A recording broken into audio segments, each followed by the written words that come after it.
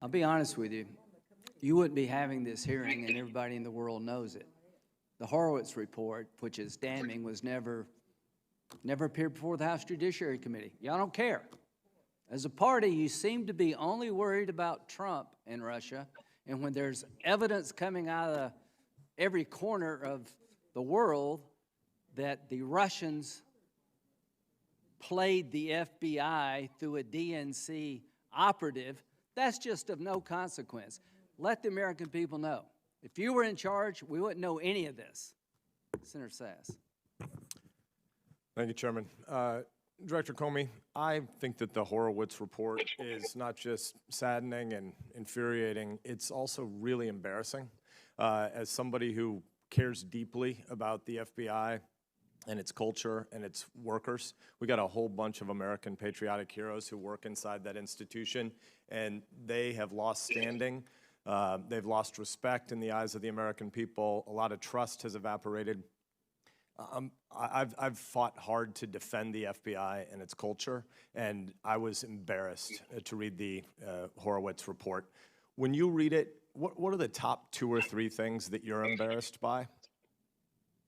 Well, I think I share your reaction, Senator Sass. The collection of omissions, failures to consider updates, to communicate between the team trying to figure out what's true and what's not true with the Steele material and the team investigating Carter Page is embarrassing. It's sloppy. I'm run out of words. There's no indication, and the Inspector General would say it if he found it, that people were doing bad things on purpose, but that doesn't make it any less concerning and embarrassing. But doesn't that point at you? I mean, you and I have spoken multiple times over my 5.5 years here, or I guess from arriving here in January of 2015 through to your departure in 2017. You and I had many, many discussions about the future of cyber and information operations against not just the United States government, but against institutions more broadly that would sow distrust. And you and I agreed that the FBI had not just an incredibly important mission in that space, but a really hard mission. There was a lot of work to be done to be sure we were prepared to play defense against the kind of cyber and information operations that we're now talking about here today. And we said, you and I agreed on this, that public trust was at risk. And as we listen to you testify today, repeatedly you say things like, I was unaware. There's this passive voice about how all these things happened in the Bureau. Police reported ahead. You were the leader. You were to maintain and build up that culture, and you understood the nature of the challenge. Isn't the Horowitz report chiefly an indictment of you personally? Oh, 2 things are true, and I hope you don't hear me to say I'm not responsible. I was leader of that institution, so this reflects on me entirely, and it's my responsibility. That's a separate question from whether I was briefed on a particular aspect of a particular investigation. But no, I'm not looking to shirk responsibility. The director is responsible. I appreciate that. That's a real answer. But my question wasn't just about the particular investigation that's the headline of today's hearing. It's that the IG Horowitz's report talks about a FISA process that is riddled with errors. Every single place they looked, it was crap. You were in charge. How is it possible that the FISA process is that bad? I have defended the FISA process. I've fought against many of the particular reforms that some of my colleagues have wanted to advance because I believed the checks and balances in the system were real. You were responsible for those checks and balances. Where were you? Yeah, that's a great question. I think all of us, me in particular, took comfort in the complexity of the layers and layers of review and oversight associated with FISA. And I actually think, given that they found problems in every FISA application, that what we thought was a good thing was actually a bad thing. And I hope they're looking at returning the model to one closer to criminal wiretaps, where a single agent and a single lawyer are responsible and they feel the squeeze of signing their name. What happened to us, I think, through a lot of years of creating oversight is responsibility was diffused instead of concentrated in individual human beings. I hope that's something the Inspector General and the Director are looking at, but I share your concern. It's a really important question.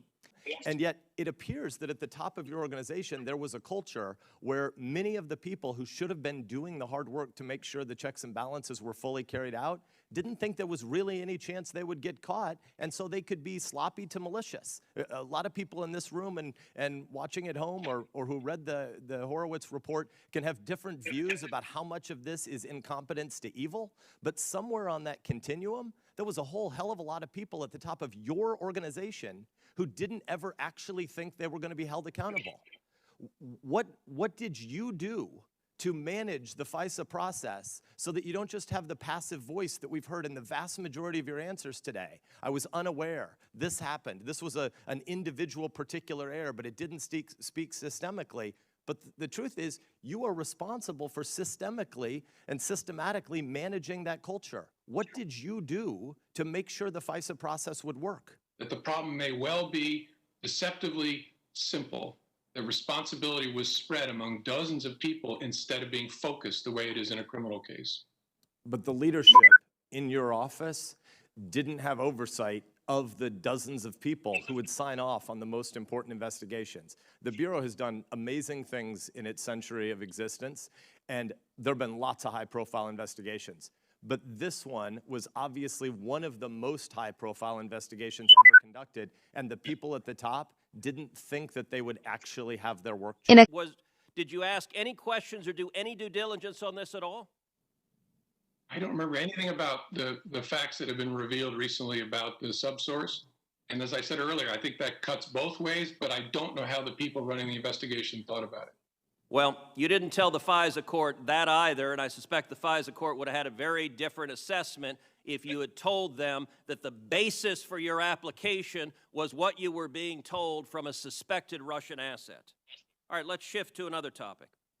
On May 3rd, 2017, in this committee, Chairman Grassley asked you point blank, quote, "Have you ever been an anonymous source in news reports about matters relating to the Trump investigation or the Clinton investigation?" You responded under oath, quote, "Never." He then asked you, quote, "Have you ever authorized someone else at the FBI to be an anonymous source in news reports about the Trump investigation or the Clinton administration?" You responded again under oath, "No." Now, as you know, Mr. McCabe, who works for you, has publicly and repeatedly stated that he leaked information to the Wall Street Journal. Watch out, vehicle stopped on shoulder ahead. And that you directly authorized it. Now, what Mr. McCabe is saying and what you testified to this committee cannot both be true. One or the other is false. Who's telling the truth? I can only speak to my testimony. I stand by what the testimony you summarized that I gave in May of 2017. So your testimony is you've never authorized anyone to leak. And Mr. McCabe, if he says contrary, is not telling the truth. Is that correct? Again, I'm not going to characterize Andy's testimony, but mine is the same today. All right, I'm going to make a final point because my time has expired. This investigation of the president was corrupt. The FBI and the Department of Justice were politicized and weaponized.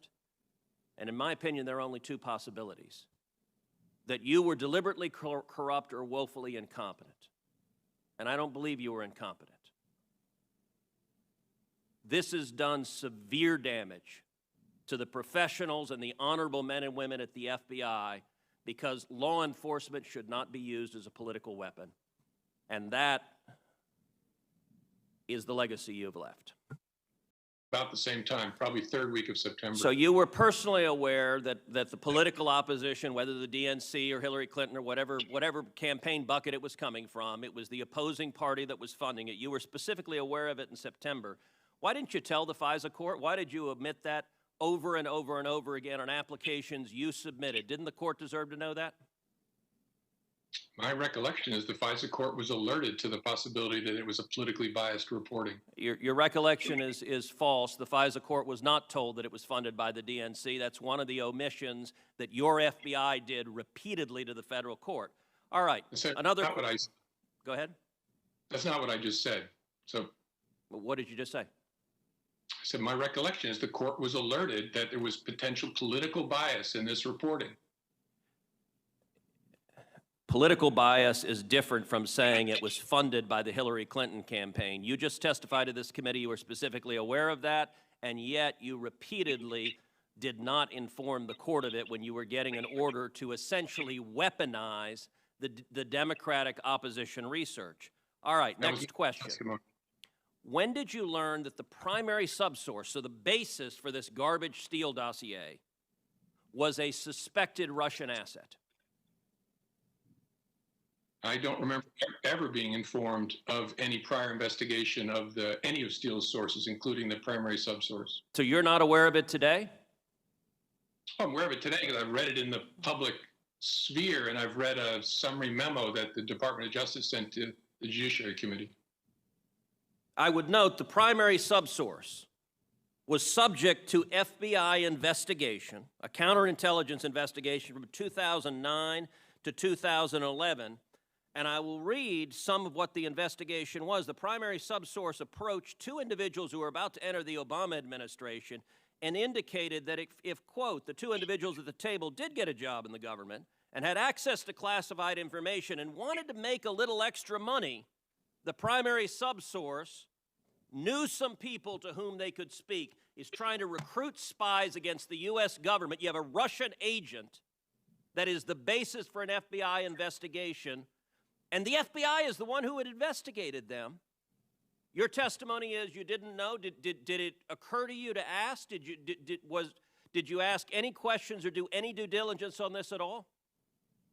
I don't remember anything about the facts that have been revealed recently about the subsource. And as I said earlier, I think that cuts both ways, but I don't know how the people running the investigation thought about it. Well, you didn't tell the FISA court that either, and I suspect the FISA court would have had a very different assessment if you had told them that the basis for your application was what you were being told from a suspected Russian asset. All right, Mr. Comey, let's go directly to lies. The Inspector General report concluded that Mr. Klein-Smith, an attorney who worked for you in the FBI, deliberately altered an email. He had emailed the CIA to ask if Carter Page was a source.